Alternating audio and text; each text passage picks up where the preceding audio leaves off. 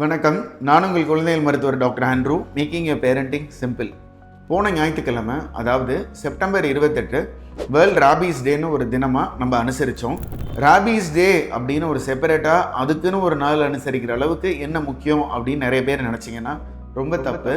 ஜனவரி மாதத்திலிருந்து மட்டும் தமிழ்நாட்டில் 20 பேர் ராபீஸ் நோயினால் இறந்துருக்காங்க. இது 100% தடுக்கப்பட வேண்டிய சாவு.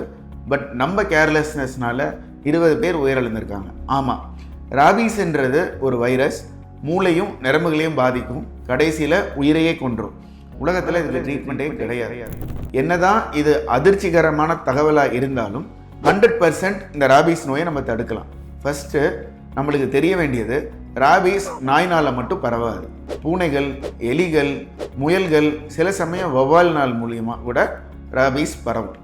ஸோ லைட்டாக இந்த மாதிரி ஏதாவது ஒரு அனிமல்ஸ் அவங்க பல்லையோ இல்லை நெகத்தையோ வச்சு கீறி பிளட்டு வந்துருச்சு அப்படின்னா கண்டிப்பாக நம்ம போஸ்ட் எக்ஸ்போஷர் ப்ரொஃபைலாக்சிஸ் அப்படின்னு ராபீஸ் வேக்சின் போடுறது ரொம்ப முக்கியம்.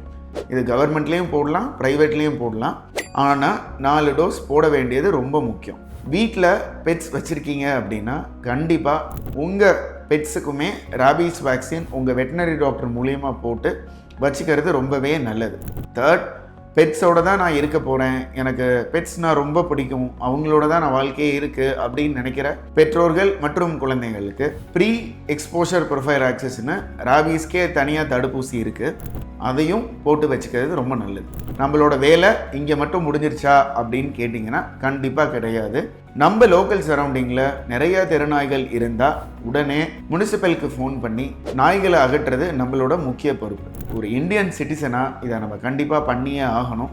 அப்போனா தான் இந்தியா ராபீஸ் ஃப்ரீ நாடாக வர்றதுக்கு கண்டிப்பாக வாய்ப்பு இருக்குது. இந்த நாளை உங்கள் கேலண்டரில் மார்க் பண்ணுங்கள். தயவு செஞ்சு இனிமே எலியோ பூனையோ நாயோ கடிச்சா இல்லை ஸ்டெராய்ட் இருந்தாலும் கூட அலட்சியமாக விடாமல் கண்டிப்பாக போஸ்ட் எக்ஸ்போஷர் ப்ரொஃபைலாக்சிஸ் எடுத்துக்கோங்க.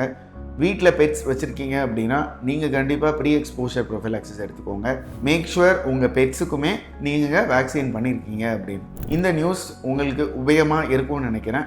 இந்த மாதிரி யூஸ்ஃபுல்லான வீடியோஸ் வேணும்னா கண்டிப்பாக இந்த சேனலை லைக் பண்ணுங்கள், சப்ஸ்கிரைப் பண்ணுங்கள், ஃபாலோ பண்ணுங்கள். தேங்க்யூ.